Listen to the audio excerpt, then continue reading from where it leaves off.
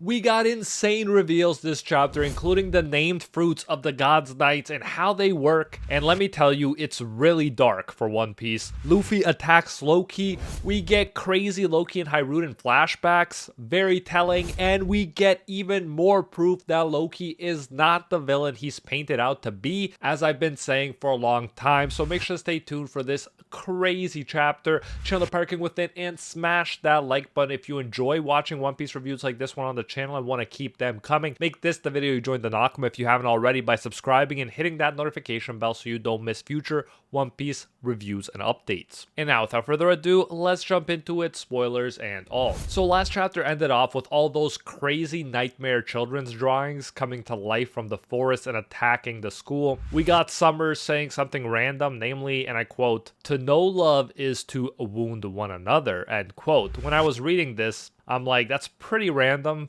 but in this chapter, we find out why he said it, and it was pretty much Oda's way of foreshadowing his incredibly dark powers, but more on that in a bit. First, we start at Walrus School again, where Saul is trying to stop the sleeping kids who are following Gunko's arrow. He tries to grab the first kid in the line, but the girl is wrapped in invisible thorny vines. Thus, the attempt just causes Saul to hurt his hands. His exact words were, "Now let's return to the squad, it hurts." Chopper asks him what's wrong, and Robin asks what happened. "You were stabbed by something?" ? The giants in the village sent the fire squad to handle the fire, but their fall is destroyed in the forest by the giant undead from the kid's imagination. Yarul, Dory, Kashi, and the giants in the village are in shock at seeing the skeleton monsters. We see Nami, Usopp, and Jinbei too reacting to the news about the school and the fire. We cut to the forest, and then we see that the three gods' knights are having a meal at a luxurious table. Of course, it's luxurious. While they are observing chaos happening at the Walrus School. For them, this is like dinner and a show. It's pretty crazy evil how desensitized they are to such horrific things. Summers laughs and says, "Did you see that? The shocking face that giant made when he was pierced by the thorn? Every loved one has their thorns. Isn't that right?" So now we're getting their perspective on Saul getting injured here. It's interesting here how the metaphorical and poetic language that Summers is using actually ties in with the very real consequences we are seeing from the devil fruit power.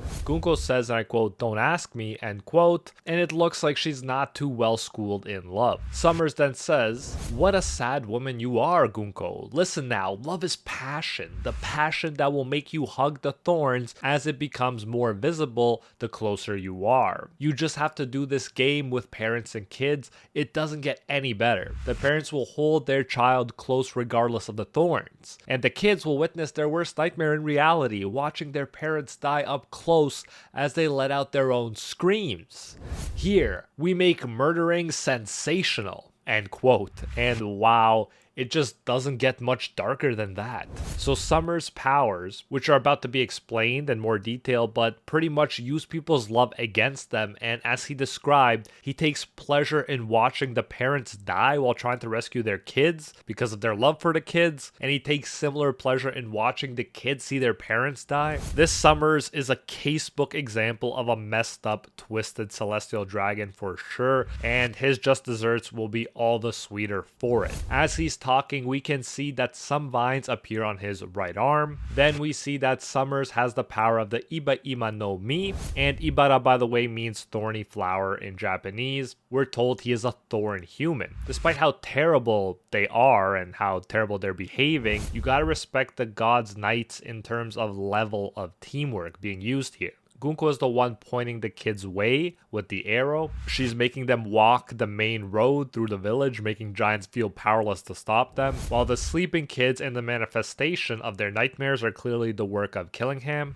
And of course, Summers with the thorns, so everybody is playing their part in this gruesome operation. ℂ𝕂𝔻𝕻 notices that they don't have enough salt, so he mentions it to Summers. A cloud appears over Summers' head when he imagines assault. ℂ𝕂𝕻𝕻 uses his power to put Summers to sleep, so that's clearly one aspect to his power, and then he pulls the salt out of Summers' dream cloud, so that's another aspect to his powers. We see that his power, as predicted, is the Ryu no Mi mythical model Kirin. He's also referred to as a dream manifesting human. ℂ𝕂𝕻𝕻 then says, "Oh, ass patch rock salt as expected of a gourmet connoisseur. You can get up now," end quote. Summers replies, "Wow. Regarding the MMA you manifested from the brat's dreams, ... And note that in this translation it isn't clear what MMA stands for, but I assume it refers to the summoned dream monsters. Then ℂ𝕂𝔻𝔻 says in response, "Of course, they will be made to be running along with the kids. Hey, this salt is the best." Crazy how they're running this ruthless operation, this nightmarish scenario, while also trying to enjoy and actually succeeding in enjoying their food. Gunko is no different, she asks for some as well. And for her part, she becomes like a kid when she tastes ℂ𝕂𝔻𝔻's food. She finds it tasty, but we can't see her face and she hilariously eats with the bandages on. So she's very committed to those bandages right there. And I gotta say, I always like when we learn more about how the specific fruit powers work. And here, ℂ𝕂𝔻𝔻 lets us know some interesting trivia information that even though the food tastes good, it doesn't actually provide energy like real food because it comes from dreams. Summers actually complains because this game, as he calls it, will be too easy to clear since they can easily transport the kids to the ship at this rate. However, Gunko brings up what we're probably all thinking right about now. There is, after all, a big wild card on ℂ𝕂𝕂. She says something unexpected will happen since Yonko Straw Hat Luffy is also on ℂ𝕂𝕂, of course. To make matters worse, the God's Knights note that the kids are on branch number 8 and they are heading towards fire. Does this concern them? No. Summers is unconcerned with the fate of the kids, saying that if this group cannot clear the game, they will just have to get the next group to try instead. So it's not even like these guys have a vested interest in keeping these kids safe. They view them as disposable and replaceable, which adds more fuel to the danger fire. We then cut to what for most people will no doubt be the more interesting part of the chapter, even though this stuff was crazy. We cut to the underworld where Loki and Luffy are. Loki tries to threaten to kill everyone. Luffy's not having it though. In an amazing double page, Luffy uses a new technique called ℂ𝕂𝔻𝔻, aka arm balloon, and inflates his right arm. Then Luffy hits Loki's body with a very light punch and Loki falls down unconscious, showing that was all pretty much an act. Interesting there that he purposely used a light punch though. Clearly, as we're about to see, Luffy is concerned about Loki. Still funny how he and Zoro keep hurting him though. It's always hilarious. Especially when Zoro wanted to make sure he wasn't faking his injuries. Zoro reiterates that Loki is on the verge of death. He thinks Loki was just bluffing to get out of the sea stone cuffs, and then he was probably planning to run somewhere and fall down there instead. Good sign here for my fellow #Loki for Straw Hat crew members out there, because Luffy begs the giants to help Loki. He says he doesn't want to watch and let someone die, no matter what type of person. But even though he says he doesn't want to watch anyone die at all, he has clearly been in Loki's corner for the last while, in stark contrast to the majority of people. Gerd and the other giants eventually agree to help, so Gerd treats Loki's wounds. Seems pretty crazy after everything they've been saying about Loki, but I guess it's hard to say no to that Pirate King energy. We then get a very interesting flashback that gives us so much useful information and tidbits of when Hiruden and Loki were younger. First, there's a panel with King Harold talking to a kid Loki and Hiruden. And at this point, any King Harold information is much appreciated, I must say. Harold's face is shaded, but he still had his 2 horns at the time, perhaps symbolizing that he didn't go off the rails yet.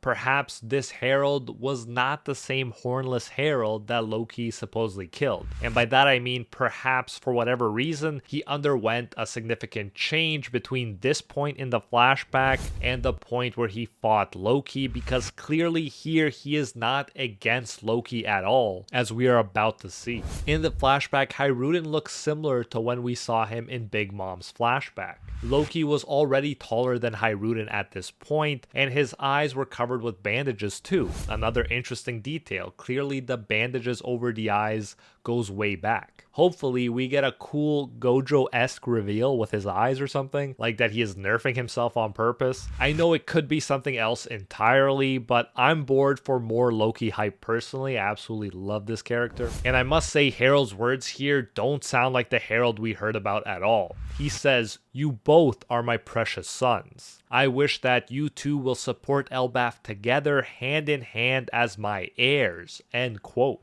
The fact that he spoke like like this to Loki is crazy when we consider what's been said about Loki and what's been said about his relationship to Harold up to this point. Then we see that Loki was able to defeat Hiruden easily even when they were children. Loki used a spiked kanabo as a weapon when he was a kid, and it looked like Kaido's own kanabo. Loki says, "Are you kidding? No way I'm accepting a shorty weakling like you as my big bro. Remember, you are a bastard, not a real son of fathers. Hiruden, your mother came from a tainted line," end quote. So clearly Loki was not nice to Hiruden. He's definitely not a quote unquote nice guy, but I still gotta appreciate the fact that he called a giant a shorty, but hey, I guess it's all relative. Obviously, fueled by these bad memories, Hiruden is not happy in the present. He becomes furious and picks up an axe ready to kill Loki. Road and Stanson actually stop him as best as they can. Road says, wait.